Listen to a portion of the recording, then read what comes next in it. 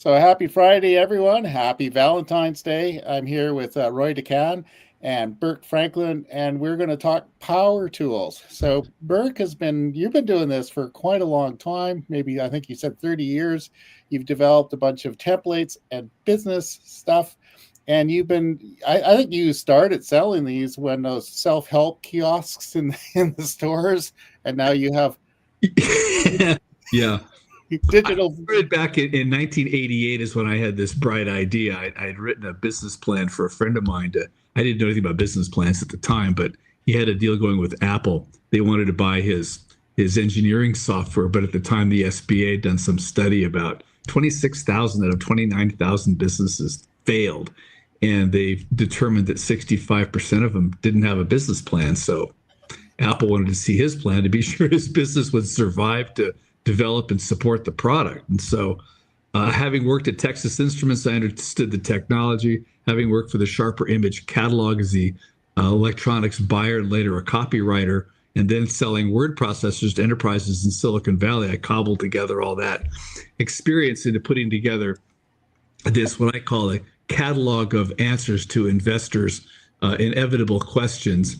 And so that's what we did for the Apple crew. And I never went with him, but this thing had to stand alone. So he sent the document in, he got the deal, and I was helping people with business plans. And, they all got funded. They just, there's always something missing we could fill in. Anyway, a year into this thing, I thought, why don't I just take all this content I've developed with these people and make a template out of it so you can do it yourself, because you know your business better than anybody, and you need to do this, and you need to answer the questions because the investors are betting on you, not anything else. In these days, they're not betting on the AI either. They don't want all this fluff that the AI gives you in a business plan template. And so anyway, it's been wildly successful for that. And then he just evolved into a bunch of other templates. And now, of course, where do we market on LinkedIn? Because as they say in Top Gun, it's a target-rich environment. And so how do you, then I get web traffic, and who are these people that come into my site? And what I have to do is tease them with some kind of lead magnet. I have a number of those where people would, click on something, give me their email address, and then it goes into a system and I can follow up with them. Well, I'm missing a lot of people that way. And what I need to do is found a way through Roy's business where, you want to know who are these people that came to your website, bounced off it, left and went away, and never, took your lead magnet, didn't leave behind an email address. And how do you follow up with people who at least showed some modicum of interest? And that's what you got to do, is capture their name and email address and send them something nice, not spam them to death because they didn't technically leave you their email address. But nevertheless, these days, I get emails from people all over the place that, came in with whatever way they came in. And I think it's just a matter of it's how you respond to them responsibly that makes a difference. But you got to get people to respond to. And if someone has expressed an interest in your business, your site, your product, your service, whatever it sure would be nice to respond to them and say, hey. So that's kind of the long and short of it, really.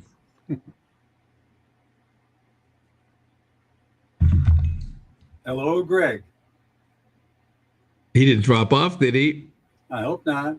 But anyway, yeah, that's great. Story, Roy, what's a nice guy like you doing in a business like this?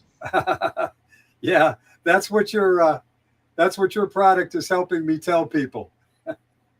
Yeah, it really has changed the way I look at things, because when I started using it, I saw what people were really interested in knowing. And here he is, he's back. But I'm gonna continue on. So I noticed then, thanks to Burke, what people were really interested in knowing about me and my business, because someday I'll probably want to sell it. So I want to begin putting things together that are going to be the right kinds of information to help people understand what I'm trying to do, and maybe see if it's of some value, and hopefully they're interested in buying it. That'll be down the road, but thanks to Burke, I've now got the idea how I can go about doing that. But it's really done more than that for me, because I began to see how to structure the thing to make it so that people understand what it is, due to his different templates. And in doing that, then that gave me other ideas on what I want to do with the business. So it's been, I do something that Burke recommends, and that gives me other ideas, and I do that, and then that makes me go back and do some changes on Burke's product, which is actually my business plan. So, it's really a great trick. But the thing that Burke brought up that I thought was really interesting, there's two parts to Conversion Alchemy. One is people that are actually looking for what you sell, and they're not necessarily finding you, but you can find out who that person is and send emails out to them. Or people like Burke who have people coming to their website already. They want to know who those are. And so it's there are two different ways of doing this. I'm finding more and more, although Burke really gave me the idea of how important that aspect of it was, because I wasn't really playing that up at all. And I'm now finding out that there are a number of other people like Burke that really want to know who's coming to their website, and they don't want to pay big money for it, and they want the information, and they want to be able to follow it up, not necessarily with ads, especially not with ads, but be able to come at them from the direction that they approach the website. So Burke has gone and he's created like 5 different campaigns based on what page people land on his website. And I have to assume that that's a pretty good way of doing things. Well, the same product can be used for a number of different places. You've got college professors teaching business and business planning, same product. You've got startups needing to, dazzle investors. It makes me laugh how everybody is all about the pitch deck. I mean, sure, the pitch deck's got to be good, it's got to be interesting, but what do you do next? What do you do before the pitch deck? You got to think this thing through to get your business straight. And it's interesting how, a lot of people even miss in the pitch deck, let alone the business plan and all the way through it, is, the investors are betting on the jockey, not so much the horse. That means you. And as you know, horse races are often won by a nose. And the difference between gold and silver in the Olympics could be as little as 1/100th of a second. So I say all that to point out that details matter. And so you're competing for investment capital. You're competing for investors' attention. You're competing for customers' attention. And so one of the things the investors want to know about you as the person they're betting on, the jockey on the horse, is what is it about you? What's a nice person like you doing in a business like this, such that you're going to get back on the horse after you've been thrown off a million times? And that's what they want to see. They don't want to see a quitter. So they want to see. Sometimes they'll just drag it out just to test you to see how persistent you are, because they want to know that you're going to get back on the horse. They're putting money behind you. You can't fall off this thing and walk away. It hurt, you got to get back on and keep going. So there's that.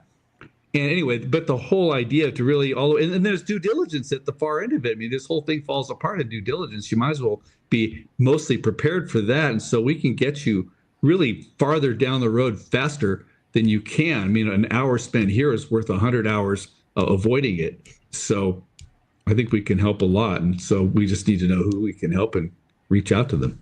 And I think, the other weird thing I'll say too is that there's the old joke about, Alexa, whatever, Alexa's listening, Siri's listening, you're being heard. You say something, you mention a red umbrella on the phone to your friend, and next thing you know, you see red umbrellas showing up in your browser.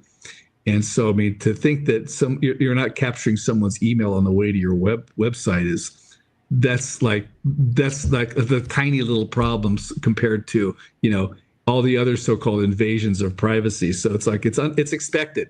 I don't say anything that I don't want on film or repeated. I figure I'm heard, shown, videoed everywhere all the time.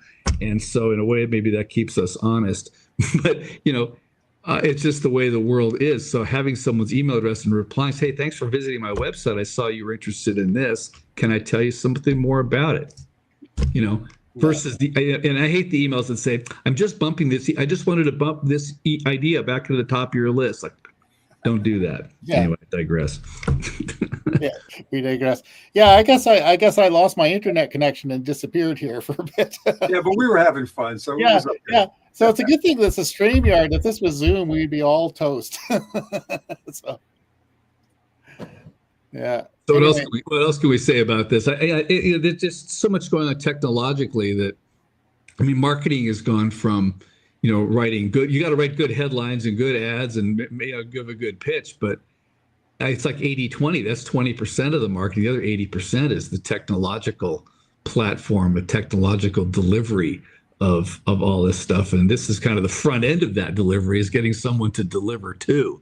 And I think that's critical, because you can spend all this money on a website and marketing, and people come, they visit, you gotta know who they are. You gotta be able to reach out to them, because what's the point of all this marketing if you don't actually gather the leads? I don't want to say capture the leads. I think that's kind of a bad term. I don't want to be captured. I don't want to be spearheaded. I don't want to be, all that stuff, unless I'm dealing with military, but most of the time I'm just dealing with nice people who want to buy stuff.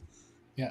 And you said earlier that the planning and your business plan is very important, because, people jump in and start marketing stuff without really having everything thought through. Well, when's the last time you took off on a road trip? Like the three of us could take off on a road trip, and halfway down the road, it's like, oh, I wanted to go to, Salt Lake City, and Roy wanted to go to Seattle, and you wanted to go to Montana. Why did we figure that out halfway down the road? We could have sat down at the beginning and said, what's our plan here? And an attorney in Silicon Valley way back when said to me, he says, what you got to do to design your business, you've got to be sure that everybody gets rich the same way. So you and I could buy, I say this before, you and I could buy a building, and I'm thinking, let's fix it up. And let's fix it up, we're going to sell it. And you're thinking, no, we're going to fix it up and lease it. Well, we now have a fundamental conflict. That would have been smoked out in the plan. And that's an obviously overly simplistic idea, but what happens when you have, and I switch up the metaphor to, the five blind men and the elephant, they're all like grabbing, it's a tree, it's a thing, it's something else, it's whatever. And none of them can see the elephant. And that's kind of I'll call it the joke of the parable. You've got them all feeling this elephant in different ways, and they're all right, but they don't see the elephant. So, if you don't have a business plan or really thought this thing through, a vision for the business, that's the elephant in the room. And so you want to be sure everybody's doing their part, like the marketing person, the finance person, the salesperson, the development person, all working on an elephant versus on whatever they think they're working on. And that all comes together. It used to be on paper, now it's on screen with an online template. But you want to think this thing through. It doesn't cost much to think it through first, especially when you're about to spend a lot of money. And you want to be careful with that money you spend, because you sure as hell don't want to go back to the investors and say, we kind of wasted the money you gave us. Can we have some more? That doesn't go over well. So anyway, it's just the planning is it's just pretty as complex as building a business. How can you not put some kind of plan together, even though people say, well, the plan, once it meets the enemy, goes out the window. Yeah, but at least you start with a plan. And even Mike Tyson says, the plan goes out the window when you get hit in the mouth. But I think Mike won a few fights. So I think whatever he was planning somehow worked. Yeah, and he did a lot of training, and he got in the ring. So anyway, I think that there's one more thing that this business plan does for you, is after you see what it is you want to do, it's a lot easier for you to set up your standard operating procedures, because you know what you're trying to do. And all of a sudden you go, oh, well, then I got to do this and that and something else. And you could standardize that, and you can automate a lot of it. Yep. But the big thing is that you know what it is you're trying to do. So the business plan then allows you to implement more effectively. That's another thing I've run into. Yeah. I think also just the gravitas in presenting to investors or partners or someone even wanting to buy your business. I mean, there's a huge market of baby boomers, who are selling their businesses. And unfortunately, brokers will tell you that most of these businesses are just straight up unsellable. Yeah. And they're a train wreck behind the scenes. And it really needs to run without you. The more the business doesn't need you, the more valuable the business is, because someone can buy this thing that's running. And so the plan, if you will, turns into this brochure, if you will, or prospectus, to say it more sophisticatedly, for selling your business. Is what it does. And it demonstrates value. It certainly validates value. Then the financial model helps do that. But when you're talking about it, you can really speak authoritatively about your business without sounding arrogant. You just have the answers. You've thought it through. You know what you're talking about. We've all watched the Shark Tank. The Shark Tank is reality TV, and they're got to have a certain mix of knuckleheads to make it entertaining. And 1 out of 5 people, like the 80-20 rules, probably got their act together, and they're the ones the sharks all love. And the other 4 out of 5, the sharks tear to pieces, and everybody's look at that guy, and what can I learn from that? And so you want to be that person who is adored by the sharks and not someone who's gets chewed up. Yeah, back to the Shark Tank. There are a few people come in there and they're listing off what they've done with their business, and they said, "Well, we've only spent, $3 million so far. We might be profitable next year." That's not going to be an appealing offer. So.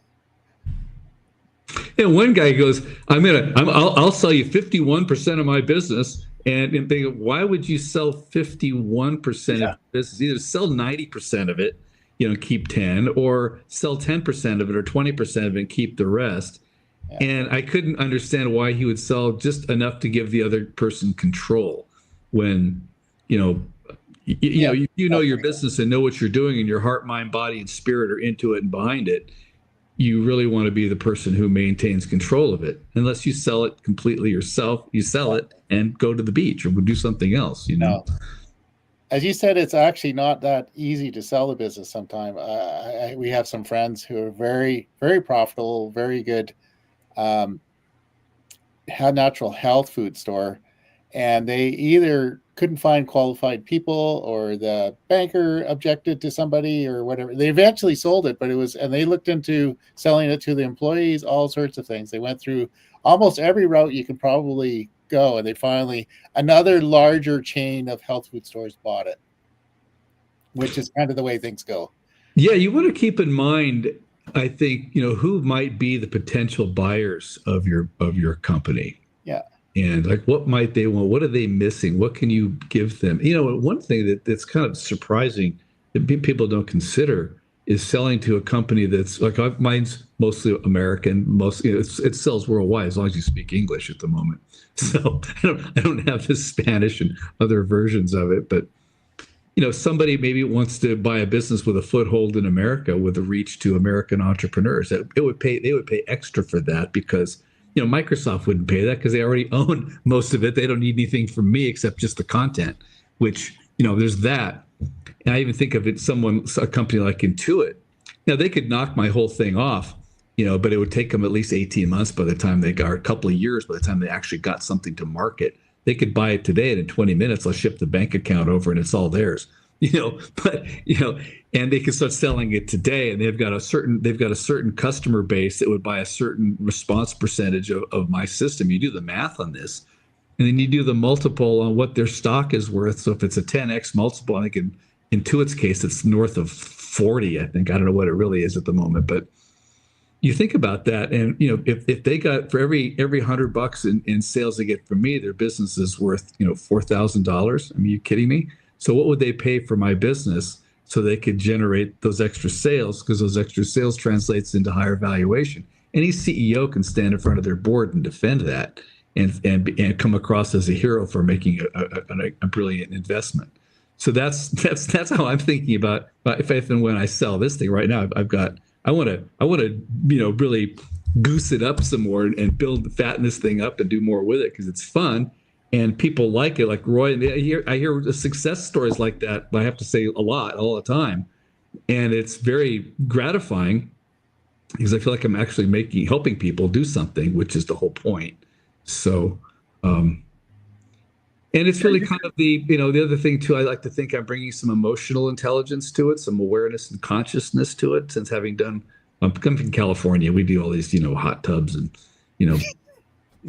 awareness and consciousness stuff and woo woo. So this is really I can speak woo woo fluently. Yet this is really there's reality, there's woo woo, and there's business. So mix all those together in your ikigai and diagram, and that's kind of what this thing is in the middle, is a blend of that. So it all adds up. Yeah, conversion alchemy sounds like a kind of woo woo. So yeah. So part of we wanted to get your feedback on, and you mentioned it before, and maybe you talked a bit more about it when I was lost in the internet wasteland. But you've been using it for quite a while, and you've been experimenting with it. But I understand you're getting some pretty good results with the site leads. Do you want to elaborate on that a little bit? Well, yeah, I get the site leads. Now you got to have a mechanism on the back end to do something with these leads. So people come in. I don't know how many I've gotten, right? Many hundreds. I know that. But the idea is, so now I get their email address. It downloads into a spreadsheet. I can sort them by what page they went to. So I get a sense, if you're looking at my business plan, okay, I'm going to send you hey, thanks for looking at the business plan.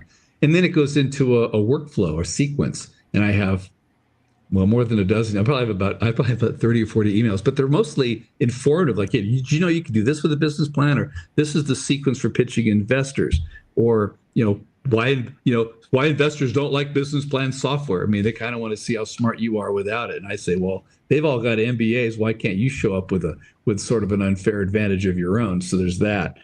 So, I want to let people know what's available and what they can do and how to do it and how to achieve the result they're looking for. Because they're even looking for a business plan at all. They're most likely looking to raise capital. That seems to be the real trigger behind it. Anyway, take the leads and put them into an automated sequence where you're sending emails. And that's the other end of the automation. So, but you got to have the leads to do it. Otherwise, what's the point of doing the rest of it? So it's good to have an ongoing, steady source of leads, of people coming to the site. And the more traffic I get, the more leads I can follow up with. And I can even throttle the number of leads, because if I'm thinking, oh my God, I'm paying Roy too much, I can't afford all these leads, I can say, just give me X dollars worth of leads a day, or X number of leads a day. I can digest that. And then when it cranks up, we just take the throttle off and just say, pedal to the metal, dude. And just go for it from there, because I've got the back end mechanism, the front end to capture it. I don't quite have the mechanism where I can automatically grab the leads and feed them to the right back end mechanism. That's a bit of a manual thing, but at least in the process of doing it, it doesn't take much time. We're talking like an extra hour a week. Like, oh my God. Yeah. But in the meantime, what I'm seeing is who the traffic is. So in a way, I'm looking at a report, and I can sort on the spreadsheet, and I can see, where are they coming from? What are they looking for? That kind of stuff. I don't yet know, maybe what industry they're in. That'd be kind of handy to get a sense of that. There's some other things, but that's all, I can do other ways. There's other, anyway, lots of ways to go about it. But the main thing is to get the lead in the first place. At least communicate with someone who's expressed some interest, Let's not drop the ball there. Yeah, we actually are working on having more information available, but we got to take it a piece at a time, because there's a lot to getting it automated so you can get it all in a fraction of a second, because that's the advantage of if you can automate this thing, and certainly with AI now you can do it, that you can send out an email, while they're still on your website, for example, or shortly thereafter, so that, the follow-up is instantaneous. That seems to be the most effective part of this system, that we can do it so quickly. We can let you know that somebody has been there in a fraction of a second if you want to know that.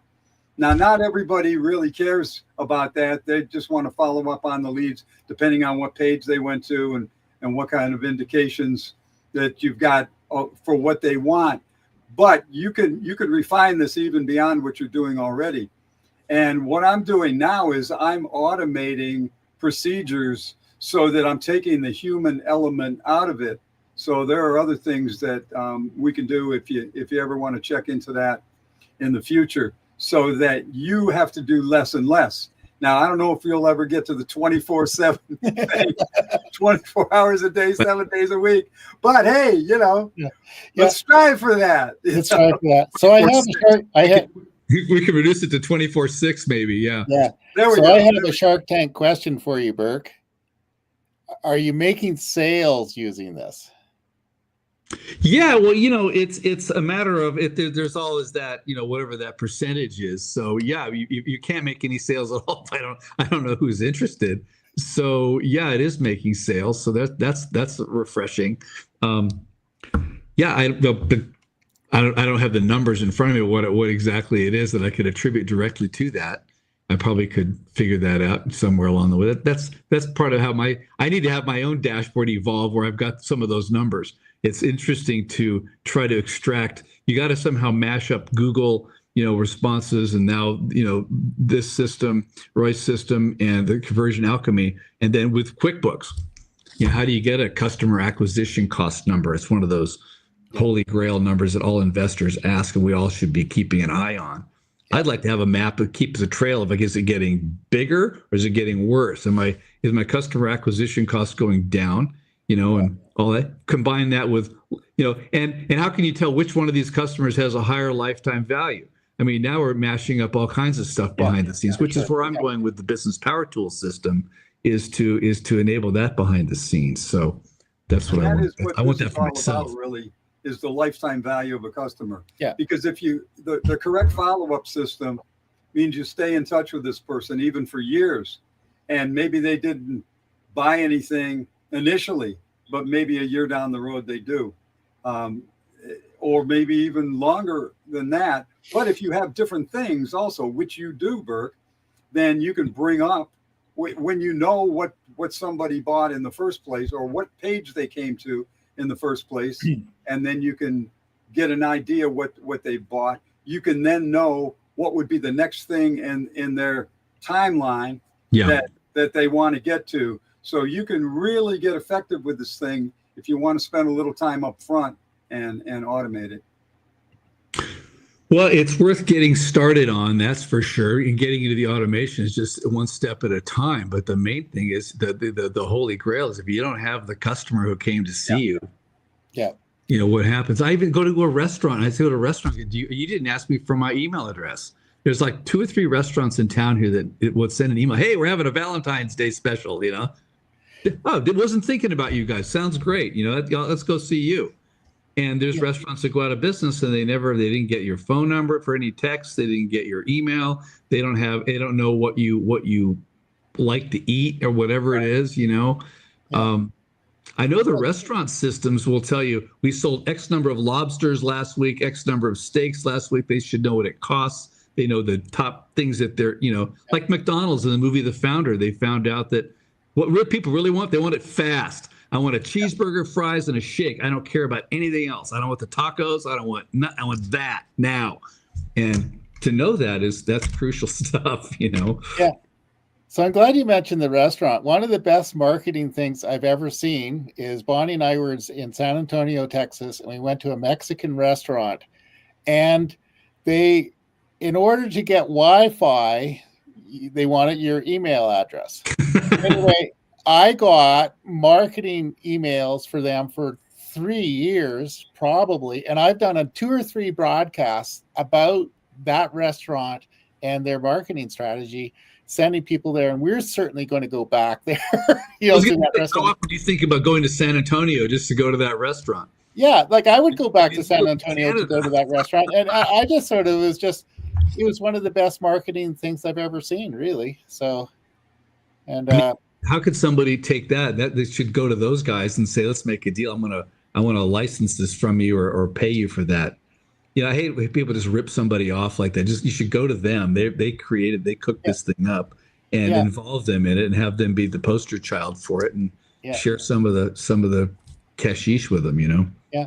And they've since then they've opened 2 more restaurants in the area, so I think it's working. So, yeah. And anyway, we have Roy and I have a special deal. Burke is you've been doing this for a long time, and you have the back end tools, and you've got copywriting experience, and you're really in a great position. You're our perfect client for Conversion Alchemy because you've got something people want to buy and you know how to sell it, right? So we've been in. But Roy and I are helping. If you're listening to this thing and they said, well, I really want to do that, but I don't have any of the tools. And we can help you. Roy and I have a pretty affordable package for everyone. set you up with Conversion Alchemy, help you with the emails, create the email sequence, create the back. Even if you don't have anything, we can provide all of that for you.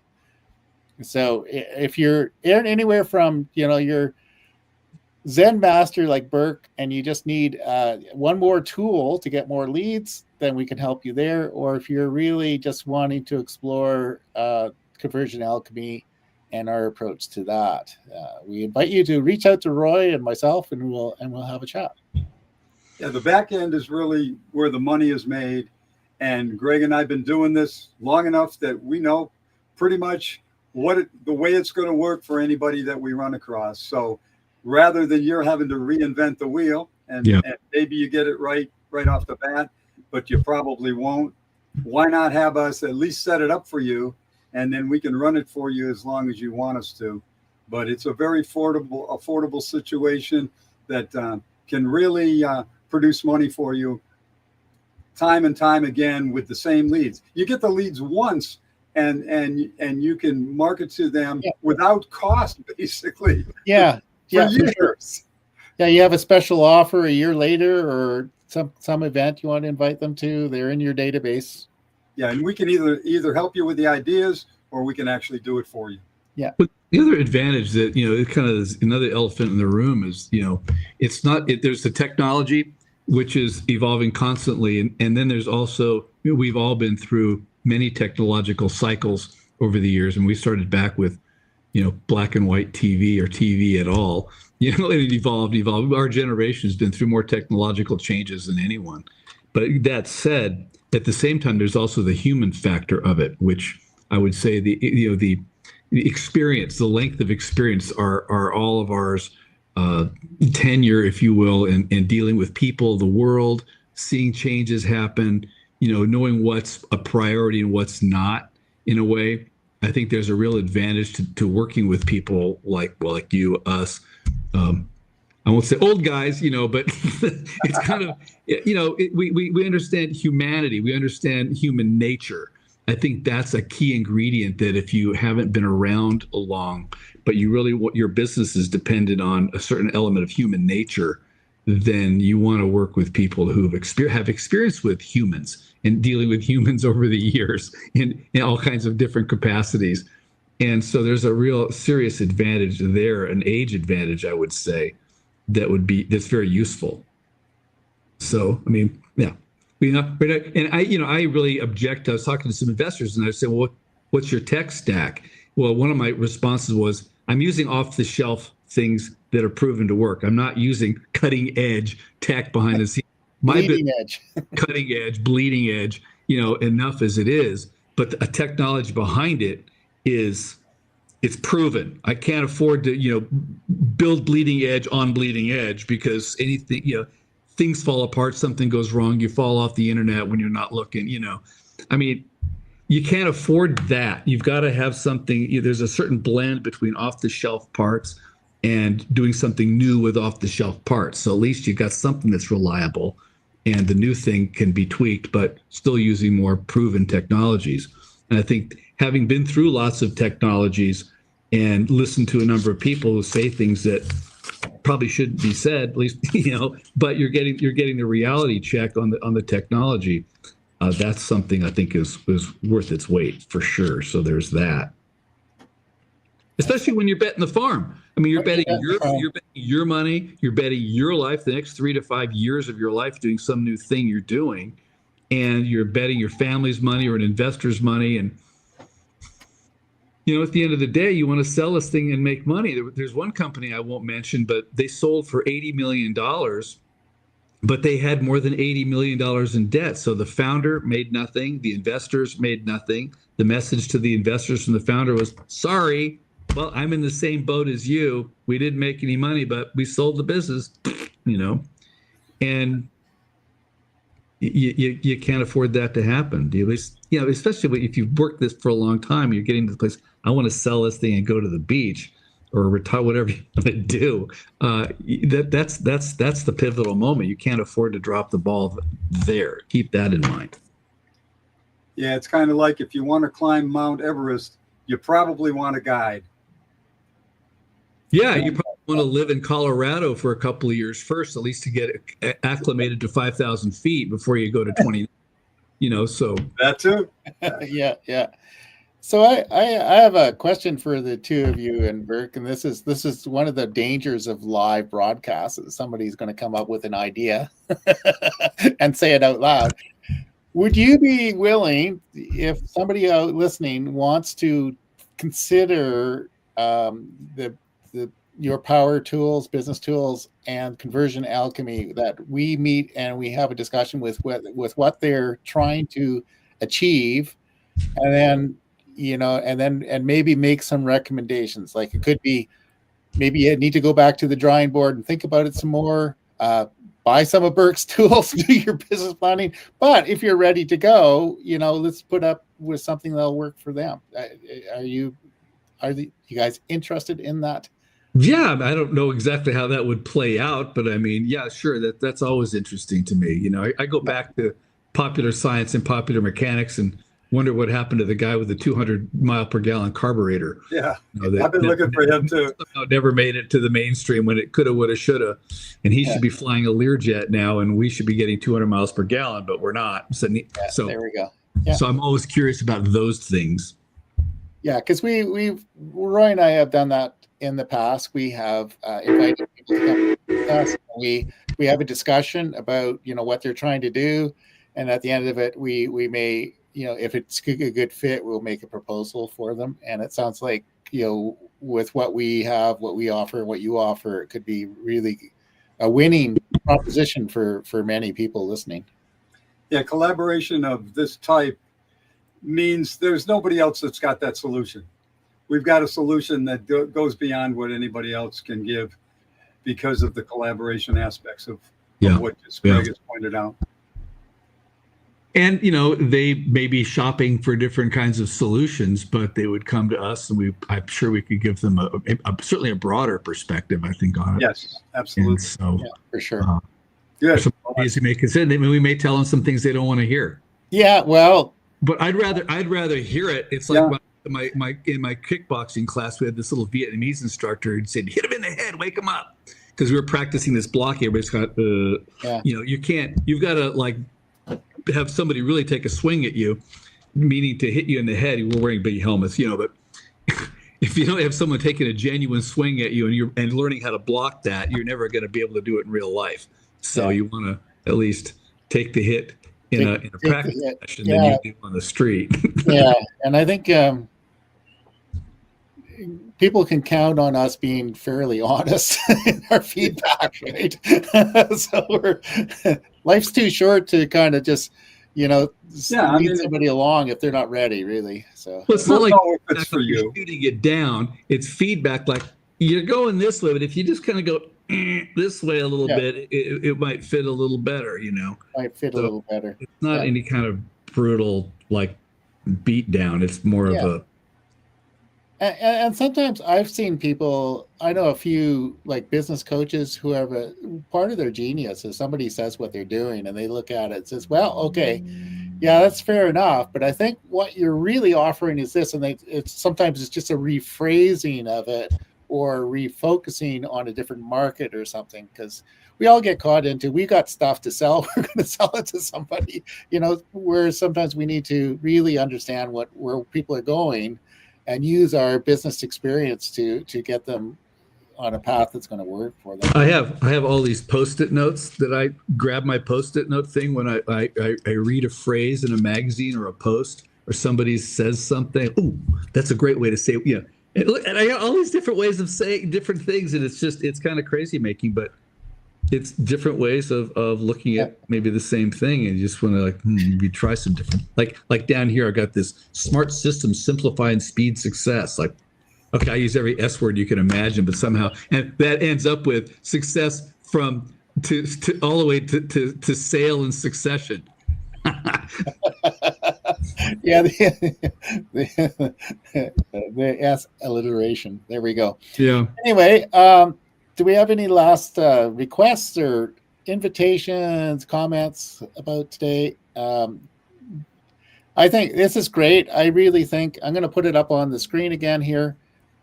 Everybody should go check out Burke's business power tools. Appreciate I can guarantee it. Yeah, Roy's a customer. He's a satisfied customer, and I really think anybody serious about business needs, you need to get that information, and that's probably one of the best places to get that information and the templates. I don't know of anything better. Yeah. Yeah, thanks. Yeah, I'm thinking of it also lately more so as this kind of an educational product as well. It is for education, but as you go through each section, say what's in market analysis? What do I even say? You can get the free template from SCORE or the SBA, but it's a blank piece of paper. It's a blank screen. It says, describe your market here. Like, that doesn't help for sure. No.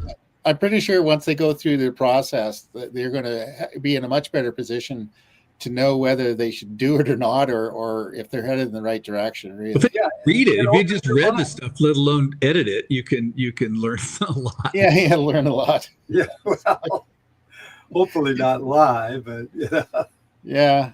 It's like if you go in for a job interview and you don't know what the first 5 questions mean. That's maybe not the place. Yeah, that's tough. That's tough. Yeah. Right. Yeah. Well, yeah. The other thing, but like with dealing with investors, is the thing that people don't really realize is that these days, I mean, these investors have been out investing now since the 70s, so call it 50 something years, and even the ones who've been at it in the last 5 or 10 years, even they've been investing in businesses in whatever your industry is longer than you've been in the industry. And maybe you've been, doing something in that business, maybe it's a sport, maybe it's a business you've been in, whatever. But these investors have been investing in businesses in that industry probably longer than you've been in it.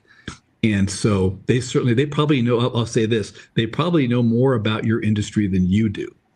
And I was speaking to what works and what doesn't. Well, they've made money and they've lost money and they've seen stuff happen. And they see the founders breaking up, like hey, we built the building, let's sell it. No, let's lease it. They've seen that happen over and over again. So they're aware of that. They've seen it when the founder goes out, like Eagle Computer, buys the obligatory Ferrari on the day he goes public, drinks some champagne, wraps it around a tree, kills himself. So begs the question, what happens if you get hit by a bus or wrap your Ferrari around a tree? So you've got to have answers to these things. These guys have seen this stuff. Most people, they just think, oh, duh, didn't think of that. Well, that's that detail where you're going to fall off the horse and the investor's going to wonder if you're going to get back on it. And so there's some of those questions. So and I asked one investor, I said, I was kind of thinking, are business plans dead? Because that always worries me, because people like to say that, especially people who don't have one. And hey, this guy can write checks for $1 million for whatever you're doing. And I was sitting next to him at a conference, and I said to him, do you still read business plans? He looks at me, he goes, hell yes, I read business plans. I want to know what you know, because, well, the rest of the story is they know more about your industry than you do, and they want to know what you know about the industry. They want to know what you know about the business. Do you really understand the risks? Are you willing to reveal those risks? If you don't understand the risks, you're kind of not worthy yet.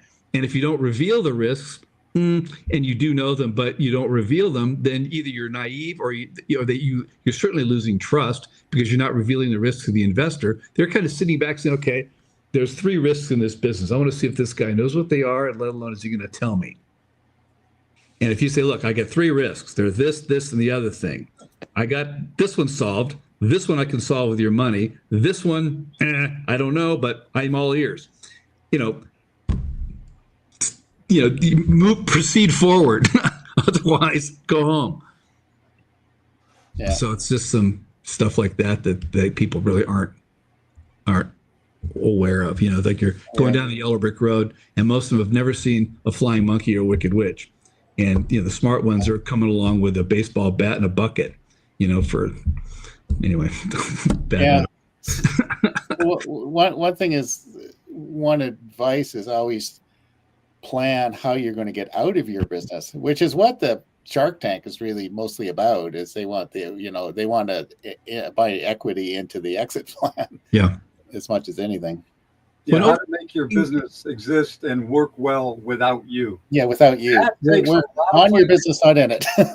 Yeah, plan the way you're going to get out and still have your business as effective as it was before.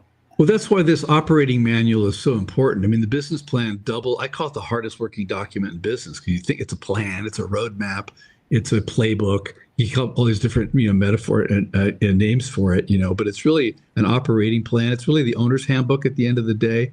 And in the meantime, so you can go off and do something else. Everybody knows the problem we're solving, who's got it, how we're going about it, why they're buying it. And so everybody's on the same page. And like I said, it smokes out disagreements early on. It's easier to deal with a disagreement on paper than it is to do it, with a checkbook, like Buckminster Fuller points out. And so, so if you want to, and ultimately sell the business, you've got this brochure to do it. But in the meantime, everybody knows what they're on the same page. If you don't like it, you say, I want to change this marketing section here because what we're doing over here and what's happening over here, what we can do this way, we can do this. So now at least everybody's, they got their arms wrapped around the elephant's leg, but at least they can see the whole elephant and know that, I've got my arm around his leg, but the guy pulling on his tail needs some help. So you know what everybody else is doing, and you know how you can actually work together. What a concept. So, yeah. Excellent. Perfect. Well, I think we can leave that at that. Again, I'm going to invite everybody to go check out businesspowertools.com, and because I think many of us were realizing we need to know more about a few things.